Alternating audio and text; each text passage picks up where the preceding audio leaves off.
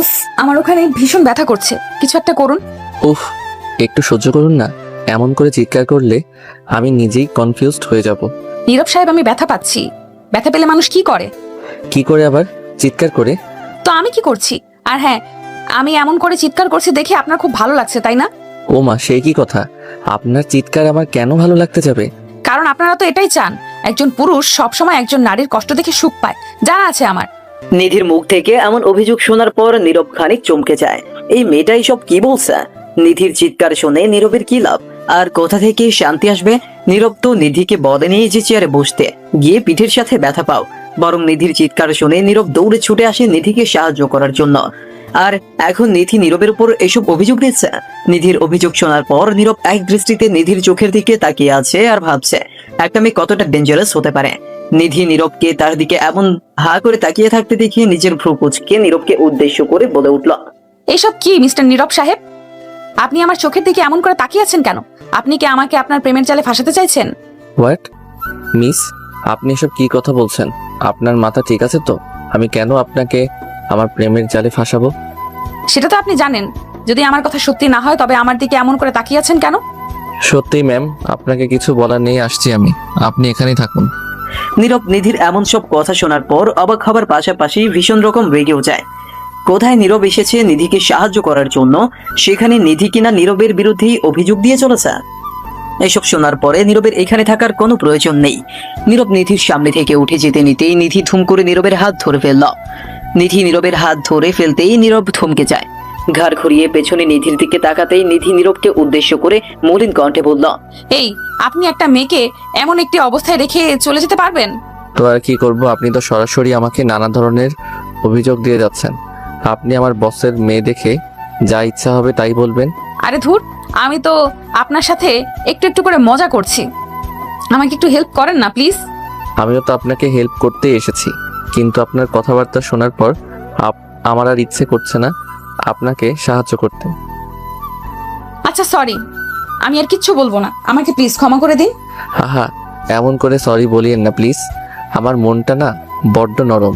আপনার উপর কেন যেন আমার একটু ভিন্ন মায়া কাজ করছে। নীরব কথাটা বলতে বলতে নিধির সামনে বসল।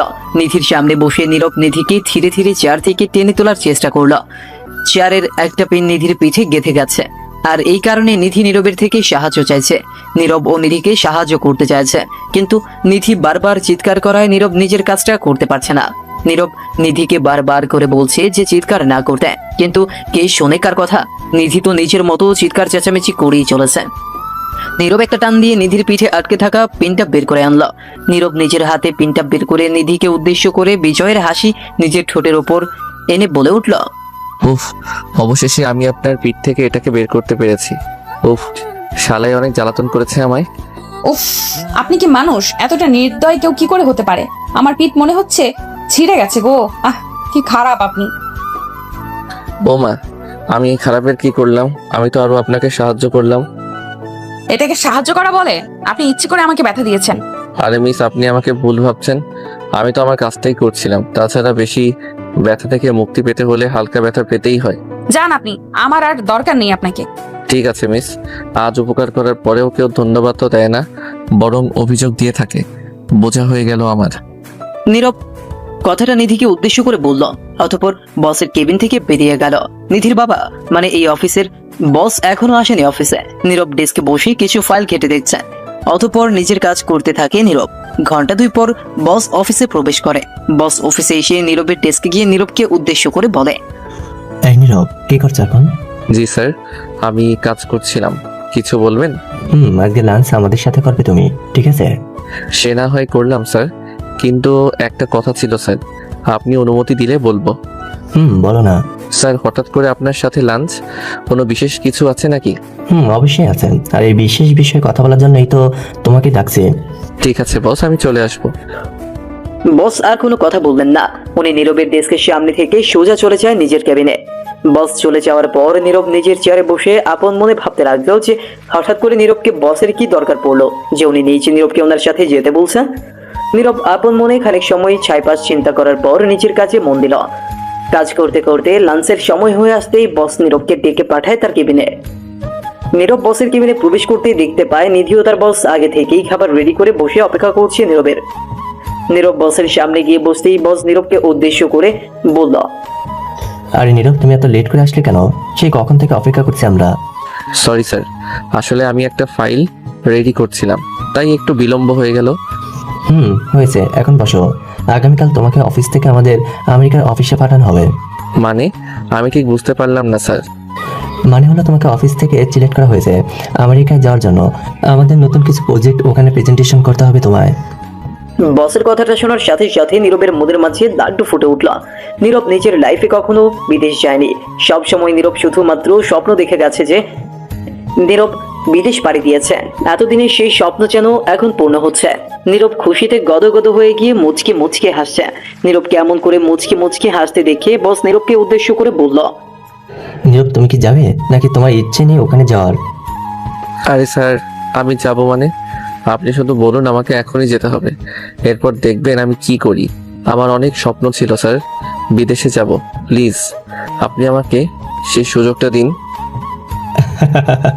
পাগল ছেলে একটা। শোনো, বিকেলের দিকে তোমার পাসপোর্ট আর ভিসা চলে আসবে। তুমি এসব নিয়ে আগামীকাল রাতের ফ্লাইটে চলে যাবে, ঠিক আছে? জি স্যার, সুপার, ঠিক আছে। নীরব খুশিতে গদগদ হয়ে গিয়ে ঠিকমতো খাবারও খেতে পারছে না। এতটা খুশি নীরবের মাঝে বয়ে যাচ্ছে যে নীরব নিজেকে এখন কি ভাবছে সেটা একমাত্র নীরবই জানে। নীরব কোনো মতে খাবার খেয়ে নিল। আমেরিকায় গেলে ফ্রিতে ড্রিঙ্কস করা যাবে। ওই দেশে নাইট ক্লাব আছে। আহা, সুন্দরী সুন্দরী রমণীরা সেখানে ড্যান্স করে। তাদের সাথে ড্যান্স করা, মজা করা, আনন্দ করা, এই সব কিছু নিয়ে ভাবতেই নীরবের বুকের বাম পাশটা ট্রেনের ইঞ্জিনের মতো শব্দ করে উঠল। নীরবের যেন আর অপেক্ষা সহ্য হচ্ছে না। নীরব বসের কেবিন থেকে বেরিয়ে এসে নিজের বাবাকে কল করে জানালো যে সে আমেরিকা যাচ্ছে। নীরবের বাবা নিজের ছেলের এমন কথা শোনার পর খানিক চমকে যাওয়ার পর বিষয়টা বুঝতে পারলো। রাতের দিকে নীরবের আর ঘুম আসলো না। সারা রাত নিজের মনকে অশান্ত করে রেখে পরদিন সকালে নীরব অনেক তাড়াতাড়ি ঘুম থেকে উঠে পড়ে। নীরব ঘুম থেকে উঠে কোনো মতে ফ্রেশ হয়ে নিয়ে নাস্তা শেষ করলো। অতঃপর নীরব নিজের বাড়ি থেকে বের হয়ে গেল। অবশেষে নিজের স্বপ্নের দেশ আমেরিকায় যাচ্ছে নীরব। এখন যদি ঠিকমতো প্রস্তুতি না নেয় তবে কি আর হয় বলুন। নীরব শপিং করতে চলে আসে শপিং মলে। শপিং মলে এসে নীরব এক এক করে নিজের জন্য সবকিছু কেনাকাটা করতে লাগলো। কেনাকাটা করতে করতে অনেকটা সময় কেটে গেল। নীরব একটা মন থেকে অন্য আরেকটা মলে যেতে নিলে ধুম করে অসাবধানতার কারণে একটা মেয়ের সাথে নীরবের ধাক্কা লেগে যায়। নীরব মেয়েটির দিকে দৃষ্টিপাত করতেই দেখতে পেল বসের মেয়ে নিধিকে। নীরব নিধিকে এইখানে মলে দেখতে পেয়ে খানিক চমকে যায়। নীরব নিধিকে উদ্দেশ্য করে কৌতূহলী কণ্ঠে বলল, এ কি আপনি এখানে এত সকাল সকাল শপিং মলে? আপনি কি করছেন? উফ, অসহ্য লোক একটা। আপনার চোখে কি পড়েছে? একটা মেয়ে যে ফ্লোরে পড়ে আছে তাকে আগে না তুলে প্রশ্ন করছেন আপনি? কমন সেন্স নেই নাকি আপনার?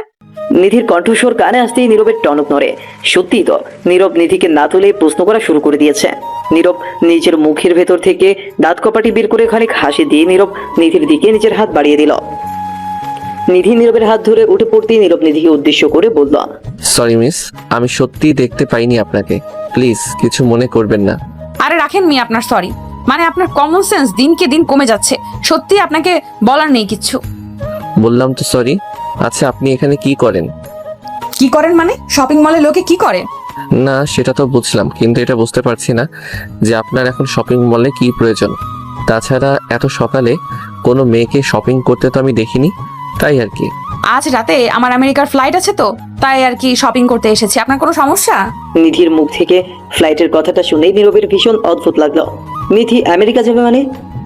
অফিসিয়াল ট্রিপে তো নীরব একা যাবে, এমন কথাই তো সেদিন বস বলল। এখন আবার নিধি? নীরব শিওর হতে নিধিকে উদ্দেশ্য করে আবার বলল, সরি ম্যাম, আমি না আপনার কথাটা ঠিক শুনতে পাইনি। আপনি কি দয়া করে আরও একবার আমাকে বলবেন যে আপনি মাত্র কি বলেছেন? অবশ্যই, আমি আর আপনি অফিসিয়াল ট্রিপে একসাথে যাচ্ছি। কথা ক্লিয়ার? নিধির কথাটা শোনার পর নীরবের হার্ট অ্যাটাক হবার মতো অবস্থা হলো। নীরবের সাথে যদি নিধিও যাবে, নীরব মন ভরে আমেরিকা উপভোগ করতে পারবে না। নীরবের চোখ জোড়া ছানা বড়া হয়ে উঠল। নিধি নীরবের চোখের দিকে দৃষ্টিপাত করে কৌতূহলী কণ্ঠে নীরবকে উদ্দেশ্য করে বলল, কি হলো মিস্টার?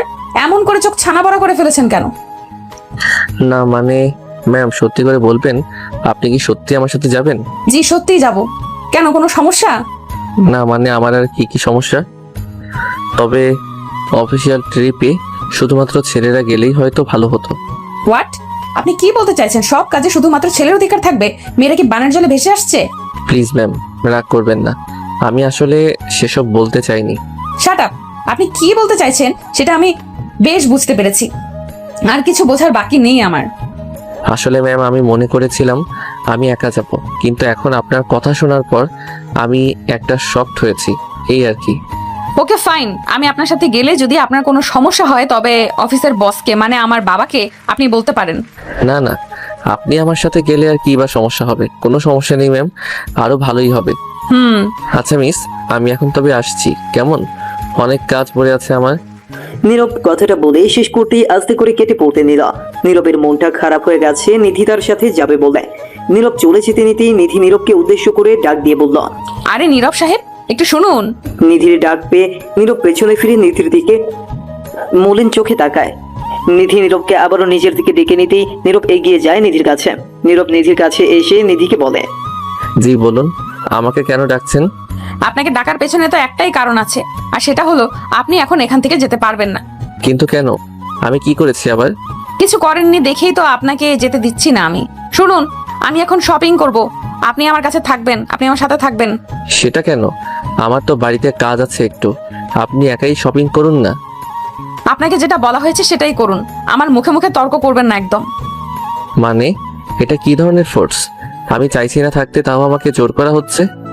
নীরব কথাটা ফিস ফিস করে বলল, বসকে কিছু বলা আর বসের মেয়েকে কিছু বলা দুটোর মানেই এক। কখনো বসের সাথে তর্ক করা যায় না, আর যদি করে কেউ তবে তার আর চাকরি থাকবে না।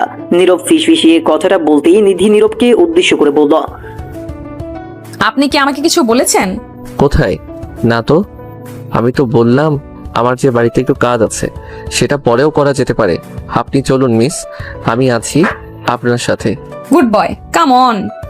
নীরব নিজের শপিং গুলো নিধির গাড়িতে রেখে দিয়ে নিধির সাথে চলল। নীরব নিধির সাথে অনেক সময় ধরে শপিং করলো। নিধি তো এমনিতেই মেয়ে মানুষ, একটা শপিং মল থেকে কখনোই সব জিনিস নেবে না। পুরো শপিং মল খেতে দেখে তারপর 10 বার করে এক একটা শপে গিয়ে তারপর জিনিস ক্রয় করছে। নিধির পেছনে পড়ে সারাটা দিন নীরবের মাটি হয়ে গেল। দুপুর 3টে বাজে নিধির শপিং শেষ হলো। নিধির শপিং শেষ হবার পর নিধি নীরবকে নিয়ে চলে যায় খাবার খেতে। রেস্টুরেন্টে গিয়ে খাবার অর্ডার করে নীরব আর নিধি খাবার খেতে লাগলো। নিধি আর নীরব দুজনেই নিশ্চুপ হয়ে আছে, কার মুখে কোনো শব্দ নেই। নীরবের এমন করে নিশ্চুপ হয়ে থাকাটা নিধির মোটেও পছন্দ হলো না। নিধি নীরবকে উদ্দেশ্য করে বলল, আচ্ছা আপনি কি বোবা? মানে একটা কথা বলছেন না, পুরো রোবটের মতো। কি কথা বলবো ম্যাম? সত্যি বলতে আমি আজ আমার ভাষা কেন যেন হারিয়ে ফেলেছি। ওমা, সে কি কথা? আপনি আপনার ভাষা হারিয়ে ফেললে তো হবে না, হঠাৎ করে আপনার ভাষা কি করে হারিয়ে গেল? সেটাই তো বুঝতে পারছি না আমি, কি যে হলো আমার। আপনি কিছু বলতে চাইলে বলুন মিস। আমি আর কি বলবো? আচ্ছা, আপনি কি কোনো কারণে নার্ভাস হয়ে আছেন? মানে আপনাকে দেখে ভীষণ নার্ভাস লাগছে। সত্যি বলতে মিস, আমি ভীষণ নার্ভাস। জীবনে এই প্রথম আমি কোনো মেয়ের সাথে রেস্টুরেন্টে বসে আছি। আশেপাশে থাকা লোকগুলো আমার দিকে কেমন যেন করে তাকাচ্ছে। নীরবের কথাটা শুনে নিধি নিজের মুখকে আর কন্ট্রোল করতে পারলো না। নিধির হাসি চলে আসলো। নিধি খিলখিল করে হেসে ফেলে নীরবকে বলল, মানে লোকে আপনার দিকে তাকালে আপনি ইরিটেট হয়ে যান? জি মিস, একটু একটু।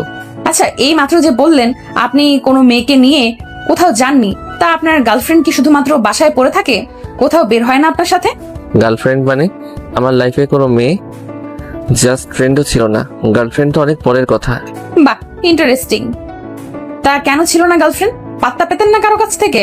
আরে মিস, এমন কিছুই না। কেউ আমাকে পাত্তা দিলেও কি না দিলেও কি, আমি কখনো কাউকে পাত্তা দেই না।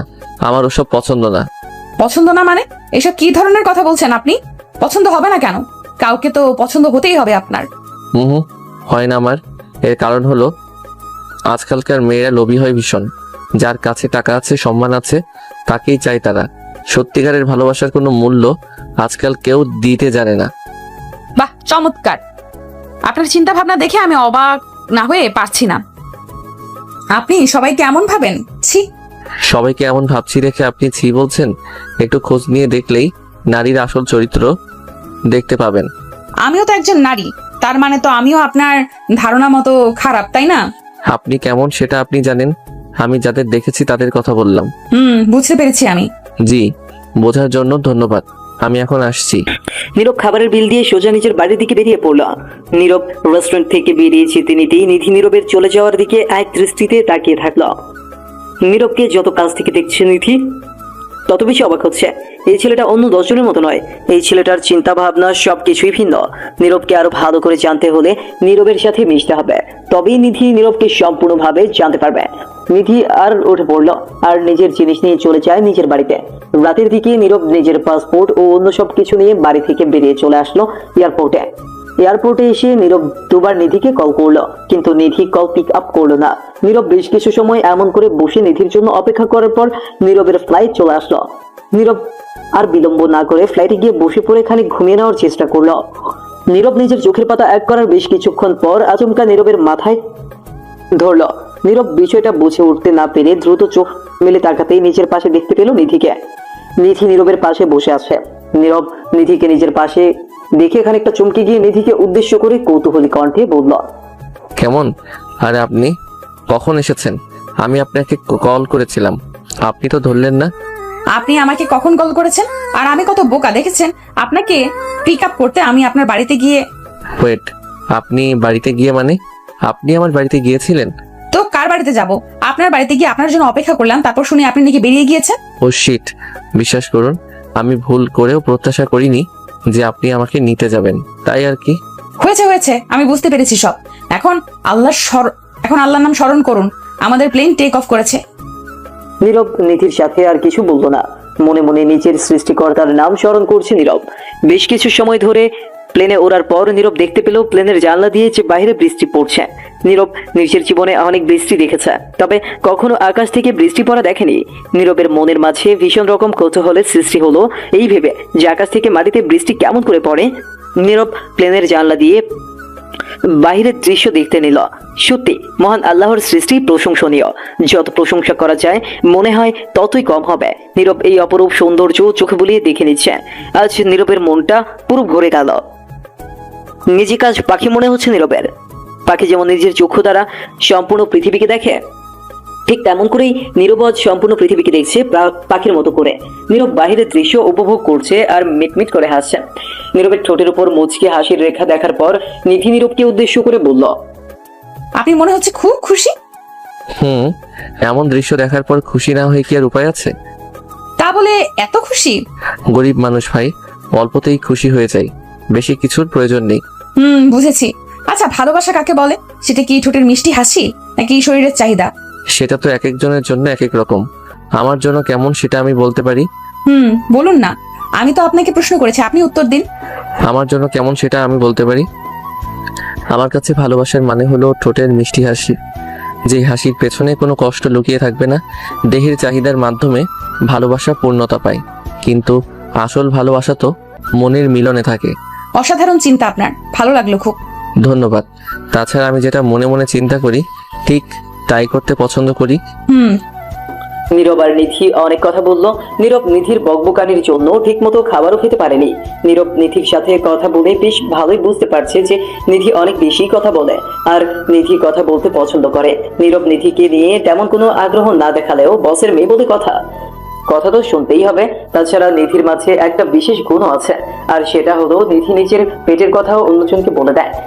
আজকালকার সমাজে এমন মানুষের দেখা খুব একটা পাওয়া যায় না।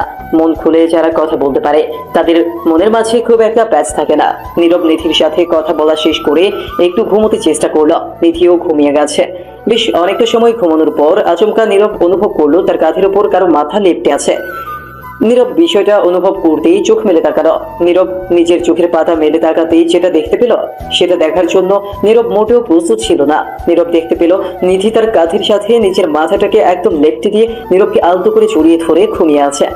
নীরব নিধির ঘুমন্ত মুখের দিকে দৃষ্টিপাত করতেই দেখতে পেল এক অদ্ভুত মায়া। মেয়েদের ঘুমন্ত মুখের মাঝে এত মায়া থাকে, সেটা যেন নিধিকে না দেখতে পেলে নীরব কখনো বুঝতেই পারতো না। নীরব নিধির মুখের দিকে তাকিয়ে যেন হারিয়ে গেল। বেশ কিছু সময় ধরে নীরব নিধির মুখের দিকে তাকিয়ে থাকার পর আলতো করে নীরব নিধির মুখের ওপর চলে আসা চুলগুলো নিজের হাতে সরিয়ে দিল। নীরব নিধির মুখের ওপর থেকে চুলগুলো সরিয়ে দিতেই নিধি কেঁপে উঠলো খানিক। নিধি খানিক নড়ে উঠে ধীরে ধীরে নিজের চোখ মেলে তাকালো। নিধি নিজের চোখের পাতা আলগা করে নীরবের বুকের ওপর নিজেকে আবিষ্কার করে খানিক চমকে উঠল। নিধি নীরবের কাছ থেকে সরে গিয়ে নিজের ঠোঁটের উপর মুচকি একটা হাসির রেখা টেনে নিয়ে নীরবকে উদ্দেশ্য করে বলল, সরি, আসলে আমার চোখটা একটু লেগে গিয়েছিল, তাই আর খেয়াল করতে পারিনি। না ঠিক আছে, আপনার মুখে এত মায়া, বিশ্বাস করুন আমি একবার আপনার দিকে তাকিয়ে যেন হারিয়ে গিয়েছি আপনার মুখের মায়ায়। আরে আপনি এসব কি বলছেন? এমন করে লুকিয়ে লুকিয়ে আমাকে দেখা কি ঠিক?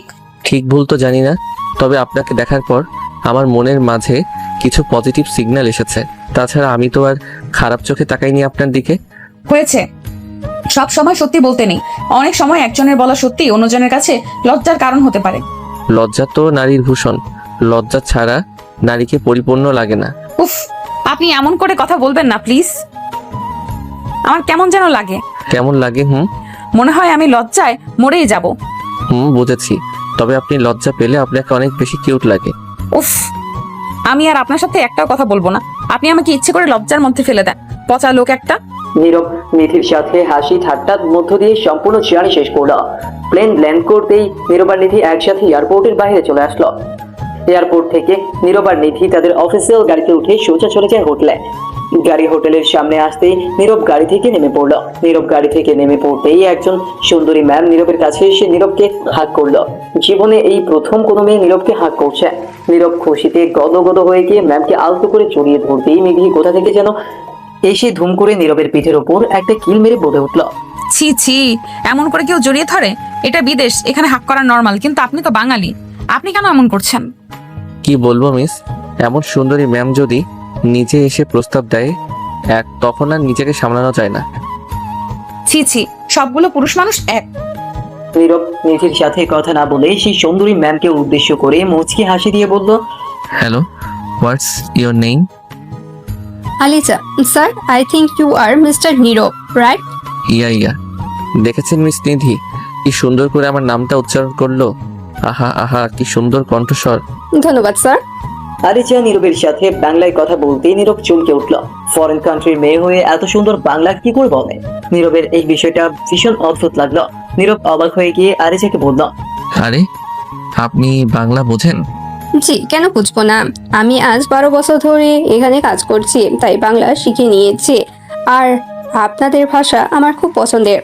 ওরে, আপনার আমার ভাষা পছন্দ আর আমার আপনাকে পছন্দ। এত সুন্দরী হয়ে বাংলায় কথা বলছেন। আমি তো আপনার প্রেমে মত্ত হয়ে গেলাম গো। স্যার, আপনি কিন্তু অনেক বেশি মজা করেন। মজা কোথায় করলাম, সবই তো শুরু, আরো দেখুন কি কি হয়। জি চলুন স্যার, আপনাকে আপনাদের রুমে দিয়ে আসি। জি চলুন। আপনি কি আমাদের সাথে থাকবেন সব সময়? মানে আমাদের রুমের পাশেই থাকবেন? নো স্যার, আমার বাড়ি আছে, আমি আমার বাড়িতেই চলে যাব।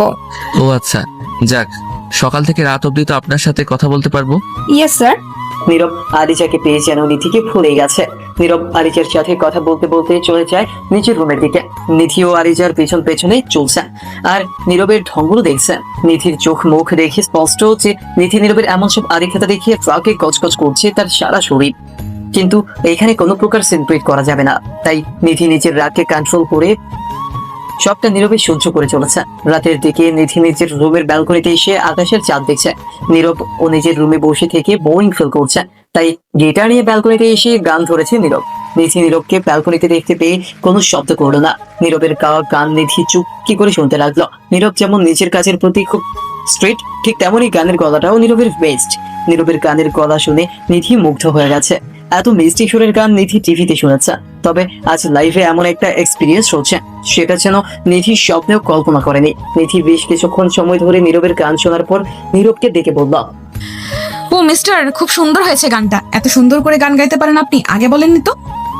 নিধির কণ্ঠস্বর কানে এসে পৌঁছতেই নীরবের ঘোর কাটে। গান গাইতে গাইতে নীরব সম্পূর্ণভাবে গানের জগতে হারিয়ে গেছে। নিধির কণ্ঠস্বর পেয়ে নীরব হকচকিয়ে উঠে নিধির দিকে দৃষ্টিপাত করলো। নীরব নিধির দিকে দৃষ্টিপাত করতে মুচকি একটা হাসি দিয়ে নিধিকে উদ্দেশ্য করে খানিক লজ্জা মাখা কণ্ঠে বলল, আরে আমি কি প্রফেশনাল গান গেয়েছি নাকি? মাঝে মাঝে একটু একটু সব থেকে গান করি। আচ্ছা সেসব ছাড়ুন, আপনি মিস আলিজা ম্যাম কোথায়? আপনার মিস আলিজা ম্যাম কোথায়? ওনাকে দেখছি না যে। আরে মিস, কি যে বলেন। আরে উনি তো চলে গেছেন ওনার বাড়িতে। এখানে আমি একজন সিঙ্গেল মানুষ, আমার পাশে থাকার অনুমতি কি সবার আছে নাকি? আপনার শখের ট্যালেন্ট তো মারাত্মক। আমি তো আপনার উপর ফিদা হয়ে গেছি। জানেন, আমি আপনাকে প্রথমে অনেক ভালো একজন লোক ভেবেছিলাম, কিন্তু আলিজাকে দেখার পর আমি বুঝতে পেরেছি যে আপনি আসলে একটা লুচু লোক। হোয়াট, এসব কি বলছেন মিস? আমাকে নিয়ে আপনি এত নিচে একটা কথা বলতে পারলেন? না পারার কি আছে? তাছাড়া আপনি যা আমি সেটাই বলেছি, মিথ্যা তো আর বলছি না। সরি মিস, আমি সবার সাথে হয়তো একটু ভালোভাবে মিশে যেতে চাই, তাই বলে আমার চরিত্র কখনো খারাপ না। নিধির কথাটা শোনার পর নীরবের মন খারাপ হয়ে যায়। নিধি এমন করে নীরবকে অপমান কি করে করতে পারে? নীরব সবার সাথে সাদা মনে কথা বলে দেখে এখন নীরব লুচু হয়ে গেছে। নীরব নিধির উপর খানিক অভিমান করে নিজের গিটার সহ সবকিছু গুছিয়ে নিয়ে নিজের রুমে চলে যায়। নিধি বারবার নীরবকে ডাকার পরেও নীরব নিধির একটাও কথা শুনেনি। আর শুনবেই বা কেন? নীরবকে নিধি এমন করে অপমান করে কথা বলেছে। এইসবের পরেও নিধির সাথে কথা বলার মতো মুড নীরবের হয় না। নীরবকে অভিমান করতে দেখিয়ে নিধি হেসে ফেলল। নীরব আসলেই একটা বাচ্চা ছেলে, তা না হলে কি কেউ এমন করে অভিমান করে? আর রাতটা কোনো মতো পার করার পর সকালবেলা নিধি ঘুম থেকে উঠে দ্রুত ফ্রেশ হয়ে নিল। ফ্রেশ হয়ে নিয়ে নিধি নীরবের রুমে গিয়ে কলিং বেল প্রেস করলো, কিন্তু নীরবের কোনো শব্দ নেই। নিধি নীরবের রুমের গেটের সামনে মিনিট 5 অপেক্ষা করার পর নীরব এসে দরজা খুলল। নীরব দরজা খুলে নিজের চোখ কসলাতে কসলাতে নিধিকে উদ্দেশ্য করে ঘুম ঘুম কণ্ঠে বলল, কে এত সকাল সকাল আমাকে বিরক্ত করছে? কে? বাড়িতে কি ডাকাত পড়ে গেছে নাকি? এই সমস্যা কি আপনার? আজ যে অফিসে যেতে হবে সেটা কি ভুলে গেছেন আপনি? আরে মিস, আপনি এত সকালে উঠে গেছেন? আরে রাখেন তো আপনার মিস। এখন কয়টা বাজে দেখেছেন? কটা বাজে মিস? আমি তো এখনো ঘড়ি দেখার সময় পাইনি, আপনি একটু বলে দিন। কতটা গাধা আপনি! এখন 11টা বাজে, মিটিং 12টায় বসবে, আর আপনি এখনো ঘুমিয়ে আছেন। নীরব ভীষণ রকম চমকে উঠল। জীবনে কখনো নীরব এত বেলা অবধি ঘুমায়নি, কিন্তু আজ এসব কি হচ্ছে তার নিজের সাথে? নীরব নিধির দিকে তাকিয়ে মলিন কণ্ঠে বলল, সরি মিস, আপনি 1 মিনিট অপেক্ষা করুন, আমি এখনই আসছি। আর 1 মিনিট? সারাদিন ওই মেয়ের কথা ভাবলে কোনোদিন ভালো করে কাজ করে উঠতে পারবেন না আপনি। আরে মিস, আপনি সেই মেয়েকে নিয়ে পড়ে আছেন? তার সাথে গতকাল দেখা হয়েছে, তারপর থেকে আর কোনো দেখা সাক্ষাৎ নেই। দেখা সাক্ষাৎ থাকলেও আমার কিচ্ছু না, আর না থাকলেও আমার কিচ্ছু না। দ্রুত রেডি হয়ে নিন, আমি অপেক্ষা করছি। নীরব নিধির সাথে আর কোনো প্রকার তর্ক করলো না। এমনিতেই নীরব লেট হয়ে গেছে, সেখানে আরো বেশি তর্ক করলে আরো বেশি লেট হয়ে যাবে সে। তাই নীরবের কথা না বলে সোজা ফ্রেশ হতে চলে যায়। ফ্রেশ হয়ে নীরব নিধির সাথে চলে যায় এইখানকার অফিসে। অফিসে এসে নীরব বেশ ভালোই নিজের সব প্রজেক্ট সাবমিট করলো, আর সেই সাথে প্রেজেন্টেশনও করলো। নিধি আগে থেকেই জানতো নীরব এইসব কাজ ভালোই করতে পারবে। নীরব নিজের কাজ নিয়ে সবসময় সিরিয়াস। নীরব নিজের প্রেজেন্টেশন শেষ করে হলরুম থেকে বাইরে বেরিয়ে এসে আপন মনে বলতে লাগলো, উফ, সকাল থেকে কোনো খাবার পেটে পড়েনি, মাথাটা এখন ব্যথাও করছে। কি করব?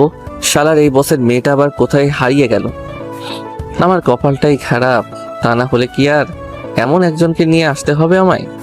নীরব ফিসফিস করে কথাগুলো বলছে, ওই দেখে নিধি দুম করে নীরবের পেছনে দাঁড়িয়ে নীরবকে উদ্দেশ্য করে বলে উঠল, ফিসফিস করে কি বলছেন?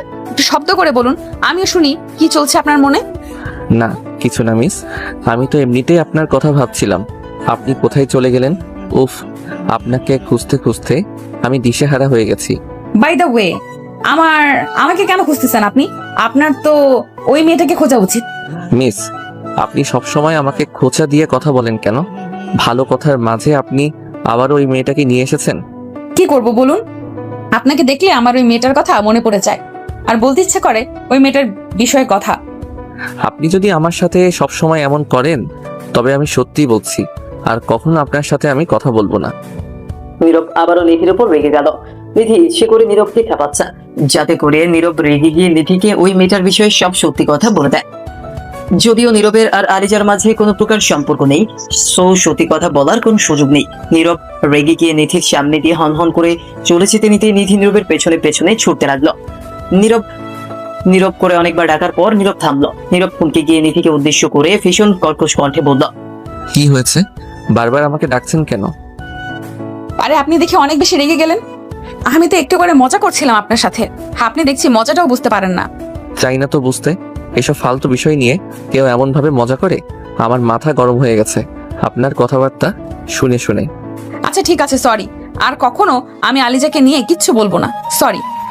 সত্যি ম্যাম, আমি ওনার সাথে মজা করছিলাম, এর থেকে বেশি আর কিছু না। আরে বুঝতে পেরেছি, এখন বলুন কোথায় যাবেন? আমার খুব ক্ষুধা পেয়েছে, আমি এখন রেস্টুরেন্টে যাব। চলুন আমিও আপনার সাথে যাব। নিধি নীরবের সাথে রেস্টুরেন্ট চলে যায় খাবার খাওয়ার জন্য। খাবার খেতে খেতে নিধি আর নীরব অনেক গল্প করলো। গল্প করা শেষ করে তারা দুজন মিলে চলে যায় নাইট ক্লাবে। আসলে আমেরিকান মূল আকর্ষণ তো হলো নাইট ক্লাব, আসল মেলা তো সেখানেই বসে। নিধি যেমন এখানকার নাইট ক্লাবে যেতে পাগল হয়ে উঠেছিল, ঠিক তেমন নীরব এখানকার নাইট ক্লাবে আসার জন্য ব্যাকুল হয়ে উঠেছে। নিধি আর নীরব একসাথে একটা নাইট ক্লাবে আসলো। ক্লাসে এসে নীরবের চোখ পড়লো সুন্দরী সুন্দরী মেয়েদের দিকে, যারা খুব সুন্দর করে সেজে গুজে কোমর দুলিয়ে নেচে চলেছে বিটের তালে তালে। এইসব দেখার সাথে সাথে নীরবের হাত পাও নেচে উঠলো। নিধি আর চোখে নীরবের দিকে নজর রাখছে। নীরব নিজের গায়ে জড়ানো ব্লেজারটা খুলে ফেলে দিয়ে একটু সামনের দিকে এগিয়ে যেতে নিতেই নিধি নীরবের হাত ধরে ফেললো। নিধি নীরবের হাত ধরে নীরবকে আটকে নিতেই নীরব নিজের ভ্রু কুঁচকে নিধির দিকে প্রশ্নসূচক দৃষ্টিতে তাকিয়ে কৌতূহলী কণ্ঠে বলল, কি হয়েছে মিস? Anything wrong? এখানে এসে আবার লুচুগিরি শুরু করে দিয়েন না প্লিজ। কোথায় ম্যাম? আমি তো শুধুমাত্র একটু করে দেখছিলাম। সেটাই তো বলছি, দেখার জন্য চোখ আছে মানে এই না যে সব কিছু দেখতে হবে। সাবধানে থাকুন আর ভদ্রতা বজায় রাখুন। নিধি কথাটা বলতে বলতে নীরবের পাশ থেকে উঠে খানিক সামনের দিকে এগিয়ে গেল। নীরব পেছনের থেকে নিধির দিকে এক দৃষ্টিতে তাকালো। সত্যি নীরব এখন নিজেকে বুঝতে পারছে না। নিধি এমন একটা ভাব করছে যেন নীরব নিধির বিশেষ কেউ একজন। নীরবের প্রতি নিধি যদি সত্যি দুর্বল হয় তবে সেটা নীরবকে তো সে সরাসরি বলতে পারে। এত কাহিনী করার কি আছে? নীরব নিধিকে নিয়ে আপন মনে নানান ধরনের চিন্তা নিজের মাথায় রটে নিল, যেসবের একটাও সত্যি নয় আর সত্যি হতেই পারে না। বড়লোক বাবার একমাত্র মেয়ে সামান্য তাদের অফিসের একজন কর্মচারীর সাথে সম্পর্ক রাখবে বা আবদ্ধ হবে, এটা ভাবাটাও যে পাপ। নীরব নিজেকে উদ্দেশ্য করে তাচ্ছিল্যপূর্ণ এক হাসি দিয়ে নিধিকে খুঁজতে চলে যায়। নীরব নিধিকে ক্লাবের আশেপাশে ভালো করে চোখ বুলিয়ে খুঁজতে লাগলো, কিন্তু কোথাও নিধিকে দেখতে পেল না।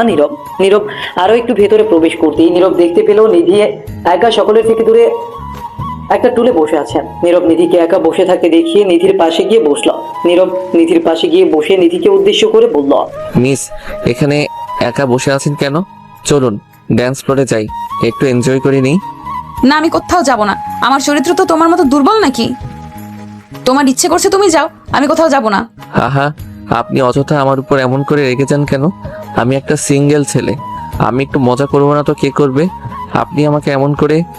আরে মিস, আপনি এসব করছেন কি? আপনি কি ভুলে গেছেন আমরা এখানে বিজনেস ট্রিপে এসেছি? এমন করে অ্যালকোহল সেবন করাটা উচিত হবে না ম্যাম। তুই একদম চুপ হয়ে যা, আমার সাথে একটাও কথা তুই বলবি না, লুচ্চা বাড়া একটা।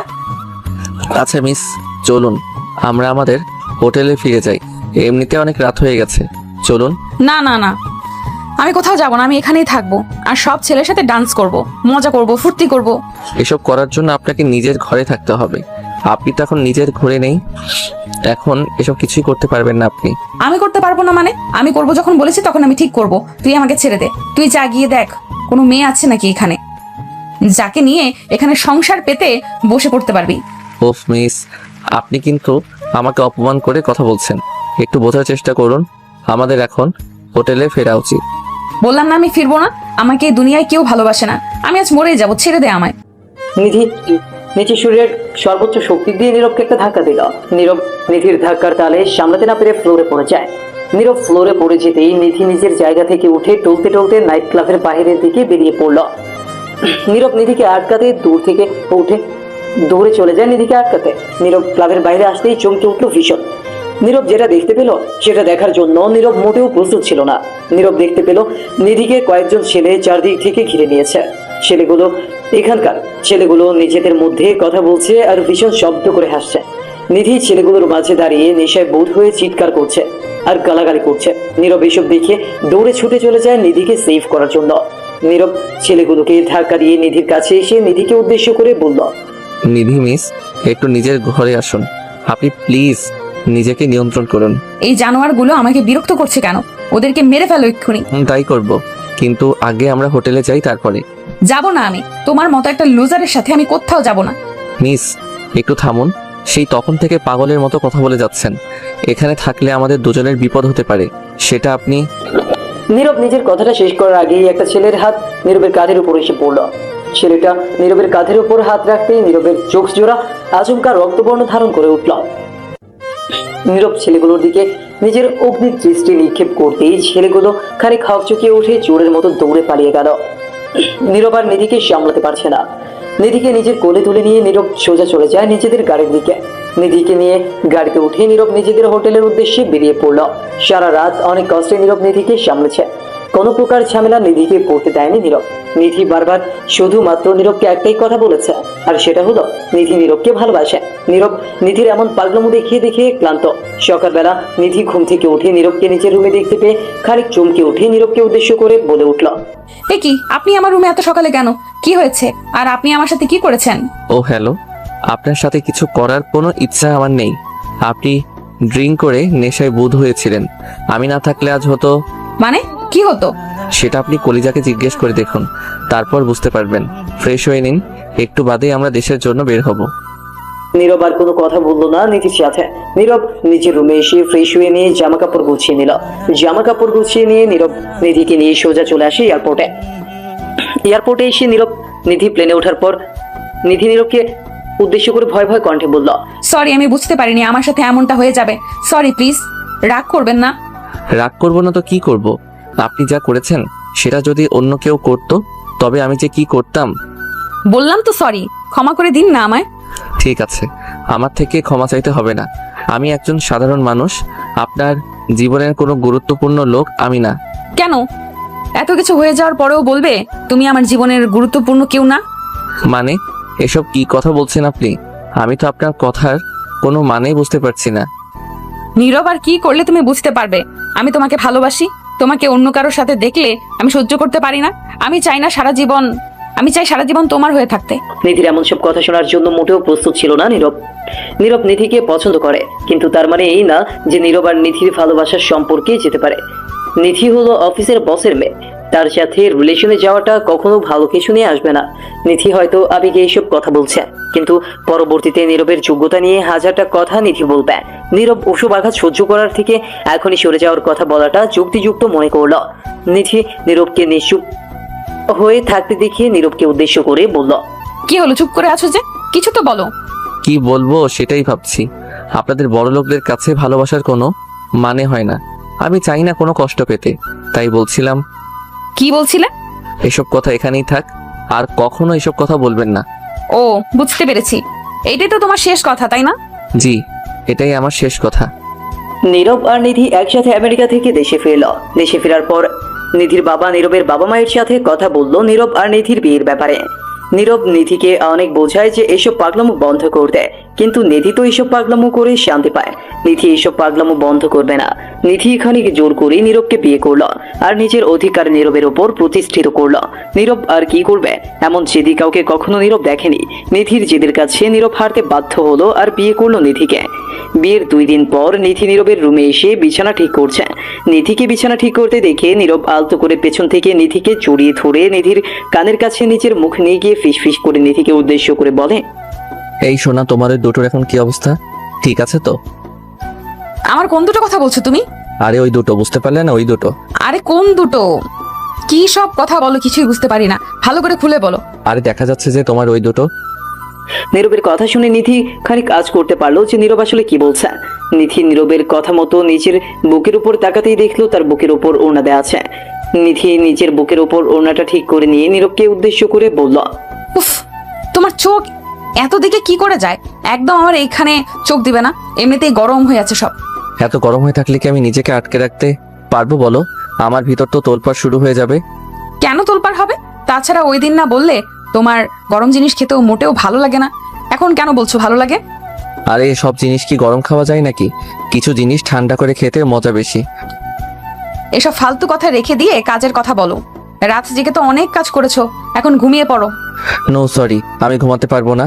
আমার এখন গল্প করতে ইচ্ছে করছে তোমার সাথে, আর খেতে ইচ্ছে করছে। পাগল নাকি? আমি তোমাকে কিছুই খেতে দেবো না। ঘুমাতে হলে ঘুমাও, আর না হলে জেগে থাকো। নিধির হাতের স্পর্শ নীরবের শরীরে পড়তেই নীরবের সারা শরীরে এক অদ্ভুত শিহরণ খেলে গেল। নীরব নিজের চোখ জোড়া যেন আর খুলে রাখতে পারছে না। নীরব নিজের চোখ বন্ধ করে নিয়ে নিজের স্ত্রীর আদরের স্পর্শ অনুভব করছে। কিছু সময় নিজের চোখ জোড়া বন্ধ করে থাকতেই নিধি নীরবের চোখের দিকে তাকালো। নীরবকে এমন করে চোখ বন্ধ করে থাকতে দেখে নিধি প্রশ্নসূচক কণ্ঠে নীরবকে উদ্দেশ্য করে বলে উঠল, তুমি এমন করে নিজের চোখ জোড়া বন্ধ করে আছো কেন? তোমার মনের ভেতরে কি কিছু হচ্ছে নাকি? তোমার হাতের এই স্পর্শ আমার ভিতর এক অদ্ভুত উন্মাদনা সৃষ্টি করে যান, তাই আমি নিজের চোখ বন্ধ করে আছি। কচু করো। এবার বুঝেছো তো আমি তখন তোমায় কি কথা বলেছি? তোমার ভুল ভাবনা কি শেষ হয়েছে? না গো, আমি এখনো কিছুই বুঝতে পারিনি। আমায় আরো ভালো করে বুঝতে হবে, আমায় আরো ভালো করে বোঝাও। ইস, আসছে ঢং করতে। আমি আর কিছু তোমায় জানাতে পারবো না, এইটুকুই যথেষ্ট। কেন পারো না? সবাই নাকি প্রিয়জনের মন পড়তে পারে, তুমি কেন পারো না? সেটা তো তুমি জানো। আমি কি করে বলবো তোমার মনের কথা? আমি কি কারোর মন পড়াতে পারি নাকি? আমি কি ধরে রাখছি নাকি? তোমার ঘুম পেলে যাও, ঘুমিয়ে পড়ো। আমি এত কাছে পারি না। এখন সরো, আমায় ঘুমাতে দাও। আমি কখন তোমায় আটকালাম? আমি কাউকে আটকে রাখিনি। উফ, এমন করে আমায় ধরে রাখলে আমি কি করে যাব? আমায় ছাড়ো, তারপর আমি যাব। এখন কিন্তু খুব বেশি হচ্ছে, এই আমি বলে দিচ্ছি। আমায় না ছাড়লে কিন্তু এখন খুব খারাপ হয়ে যাবে। কি খারাপ হবে? দেখে একটু দেখাও তো, আসছে খারাপ হতে। তাই না? দেখবে তো? ওকে, তোমায় দেখাচ্ছি। নিধি কথাটা বলতেই ধুম করে নীরবের দিকে এগিয়ে এলো। নীরব নিধির দিকে তাকিয়ে মুচকি মুচকি হাসছে।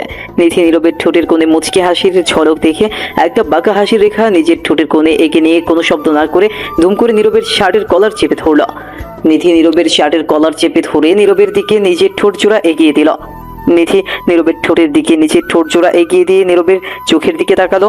নীরব ও নিধির চোখের দিকে এক দৃষ্টিতে তাকিয়ে আছে। নিধি বোঝার চেষ্টা করছে নীরবের মনের মধ্যে কি চলছে।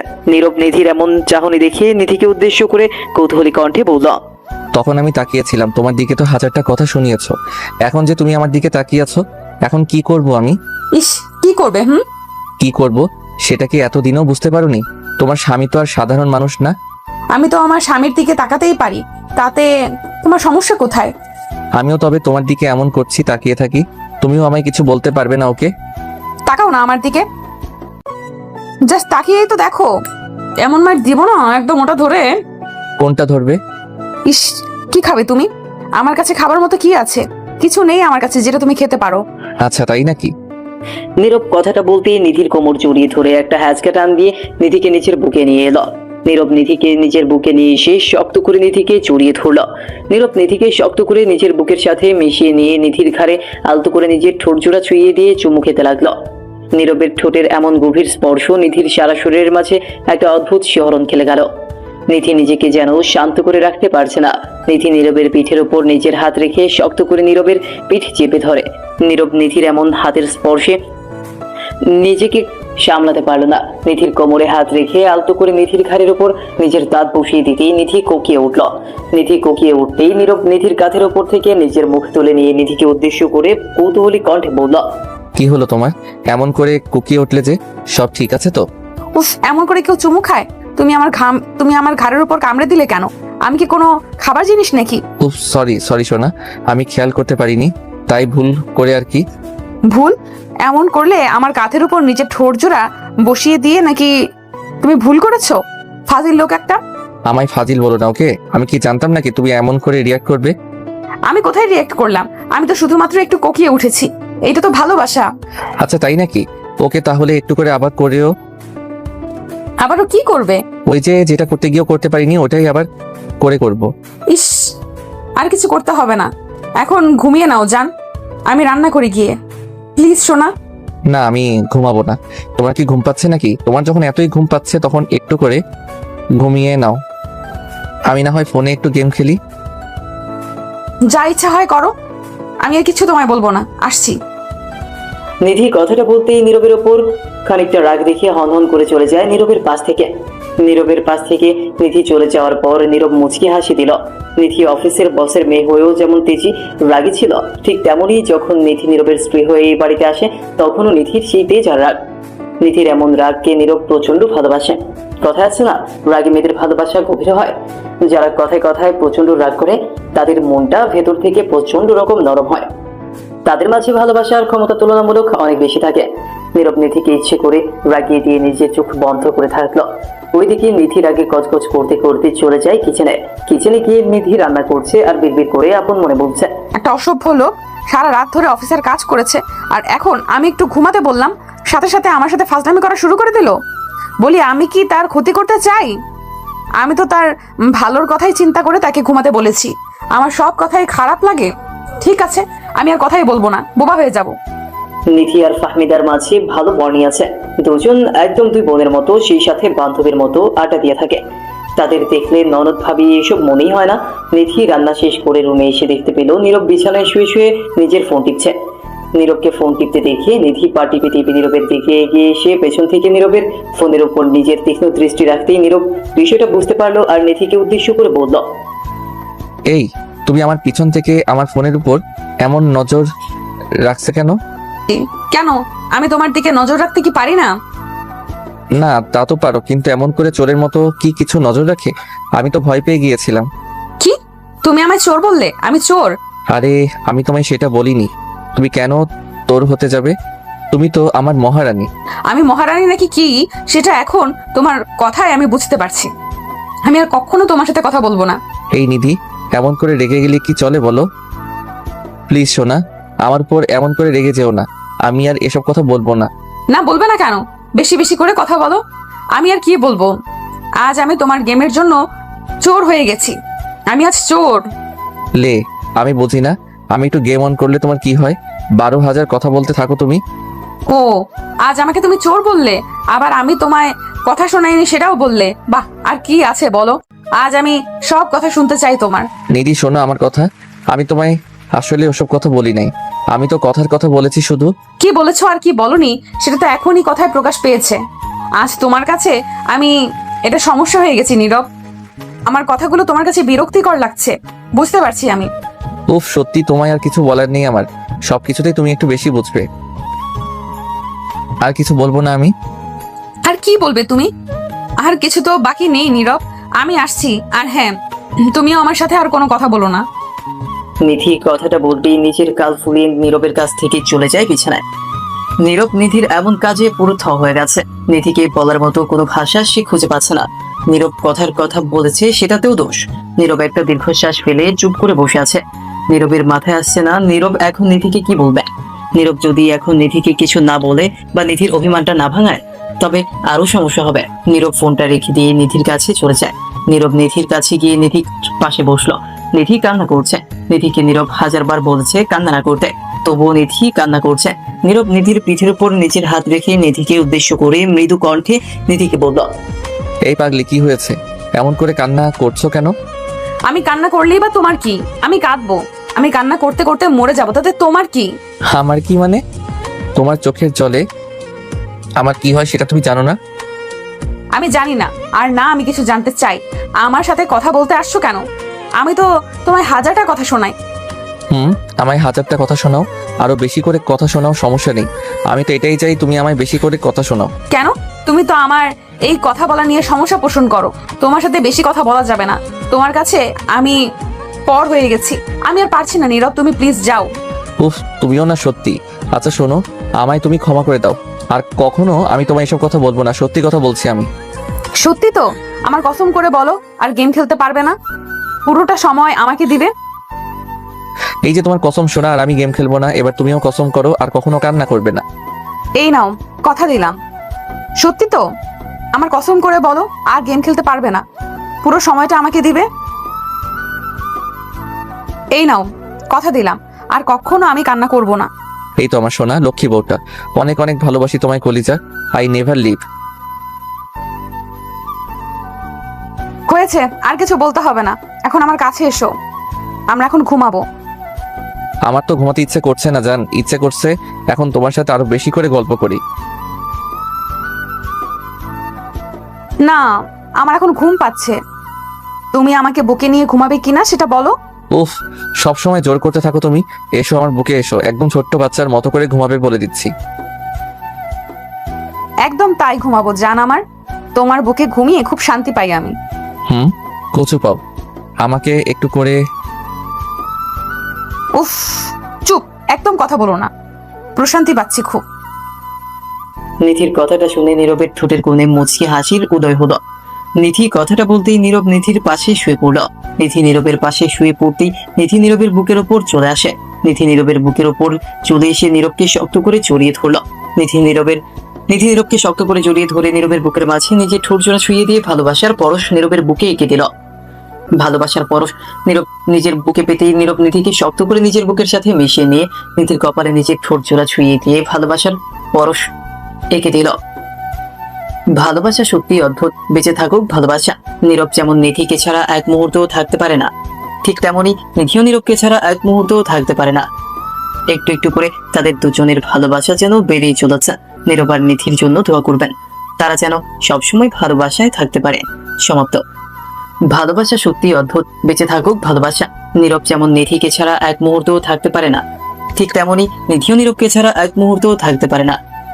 একটু একটু করে তাদের দুজনের ভালোবাসা যেন বেড়েই চলেছে।